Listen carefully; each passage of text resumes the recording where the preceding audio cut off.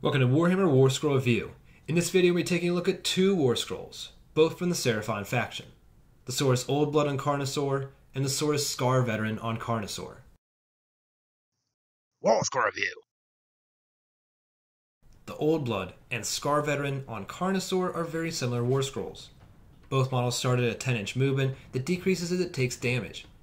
The Carnosaur has 12 wounds and a 4-up save. This save will not keep the model alive for long. The Oldblood does sport a ranged weapon, the Sunbolt Gauntlet. The weapon has an 18-inch range, d6 attacks, and Ren 1, so it's not bad for dealing a few wounds here and there. The Oldblood has 3 melee weapons, while the Scar Veteran wields 4. Both models have the Carnosaur's clawed forelimbs and massive jaw attacks. There are 7 attacks between the two weapons that deal multiple damage. The only difference is the Oldblood's Carnosaur's jaws deal flat 3 damage instead of d3. The Carnosaur has a special ability where if it hits a monster twice with its attacks from its forelimbs, the following jaw attacks will be +2 to hit. One of the main differences between the two Warscrolls is the rider's weapons. The Oldblood has one weapon option, the Sunstone Spear. The weapon has 3 attacks with Ren 1 and damage d3. The Scar Veteran, however, can choose between 3 weapons: the Celestite Warblade, Celestite Warspear, and Celestite Greatblade. The Warblade is pretty unimpressive, but the Warspear and Greatblade are both viable options. The Greatblade offers damage 2 with 3 attacks, while the Spear is damage 1 with 6 attacks. What weapon you choose really has to do with your preferences and what buffs, if any, are going to be going on the model. In either case, the Scar Veteran has an extra attack from its fearsome jaws and Stardrake shield, and ignores Ren 1 from its Stardrake shield as well. The Carnosaur mount has the Blood Frenzy and Blood Roar special abilities. Blood Frenzy allows the model to run and charge after it slayed a model with its massive jaw attacks. Blood Roar lets the Seraphon player roll a die for any opponent rolling a Battle Shock test within 8 inches of the Carnosaur. If the Seraphon player rolls higher, D3 models flee. This is a pretty neat ability and can punish the opponent for rolling low. This is especially brutal in monstrous cavalry type units, as losing D3 models could mean the unit. Make sure to make your opponent roll their Battle Shock test even if they can't fail, because the roar can still take effect. You just have to slay a model from the unit to trigger Battle Shock. Both Warscrolls have a unique command ability, and they are both fairly potent. The Oldblood and Carnosaur has the Ancient Warlord ability. This rule affects Saurus heroes in 20 inches. In the combat phase, the player may pick a weapon and increases attacks by 2. This is pretty potent with the Oldblood itself and other heroes on Carnosaurs. Against most targets, the massive jaws are likely going to be the best weapon to augment. If the Carnosaur is targeting a monster, however, increase the clawed forelimbed attacks. The claw's special ability to increase the jaw's accuracy triggers when the claws hit twice. This ability doubles the chances of hitting twice, plus they aren't bad weapons on their own. The Scar Veteran's command ability is called Saurian Savagery. Target a Saurus unit within 15 inches, and until the next hero phase, each roll of 6 to hit, and they can immediately make an extra attack using the same weapon. This ability really shines on a big unit of Saurus warriors or guard. So as you can see, apart from command abilities and slight variations in weapons, these two Carnosaur riders are quite similar. The Oldblood is just under 300 points, and is only 40 points more expensive than the Scar Vet, so these models cost a pretty penny. Carnosaurs have a huge target on their back and are relatively squishy, so they can get taken out quite easily if not protected. If the opponent isn't taking shooting units, it may be a bit easier to field the Carnosaur and not worry about it dying so fast. As lame as it sounds, a Carnosaur that is also the player's general should be placed behind other units. The chances of the model getting charged and killed before swinging are often too high to let the model go off on its own. This means that in most cases, you're going to be riding the giant dinosaur riding the vicious T-Rex exactly counter to how you'd expect it to be used. Keep the model back until the Saurus units lock the enemy in, then charge in the Carnosaurs for added damage.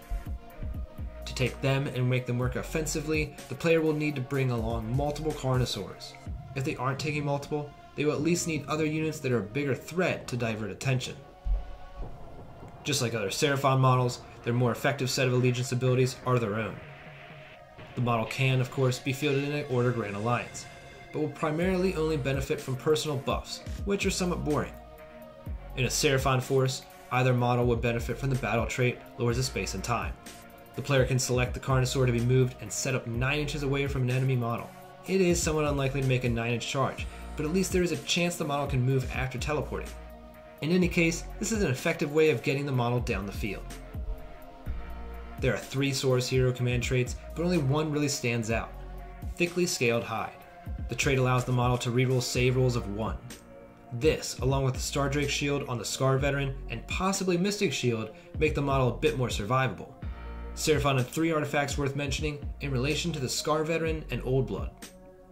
Since the player will be spending so many points on this monster, they may forgo the magic phase altogether, in which the Light of Dracothion may be a helpful item. The artifact allows the model to unbind a spell like a wizard. The Coronal Shield would protect the model in combat. Each enemy unit within 3 inches rolls a die, and on a 4-up they are -1 to hit. The Blade of Realities is nothing too spectacular, but it does increase rend value of its weapon by 1. Seraphon have quite a few units that would increase the Carnosaur's durability and effectiveness. The Slain Starmaster has an ability that adds 1 to run and charge moves.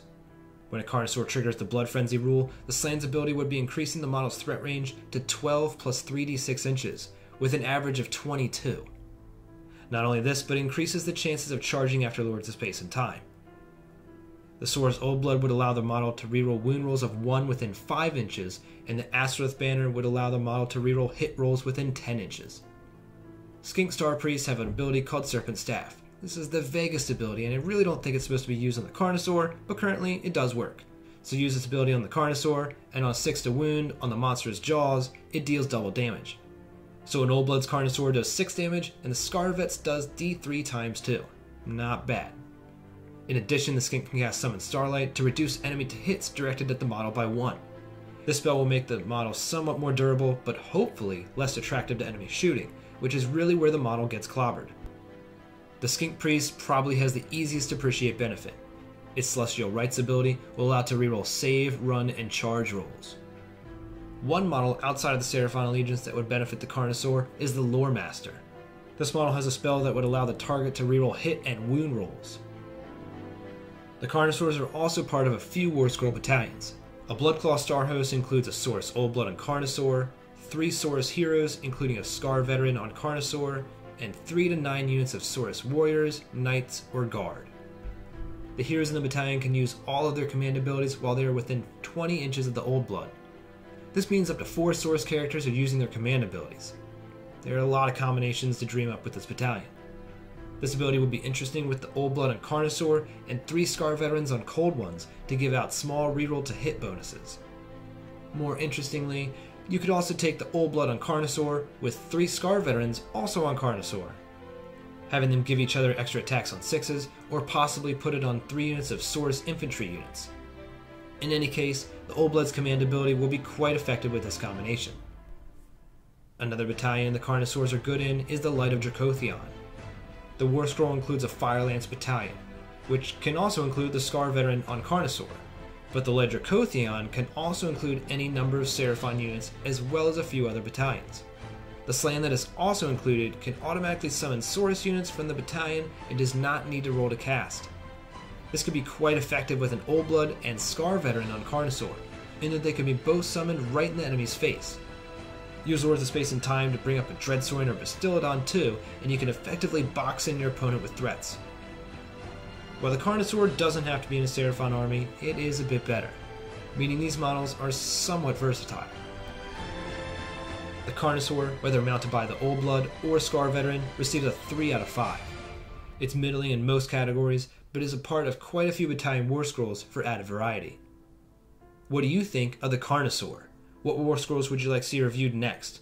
Let me know in the comments below, and thanks for watching.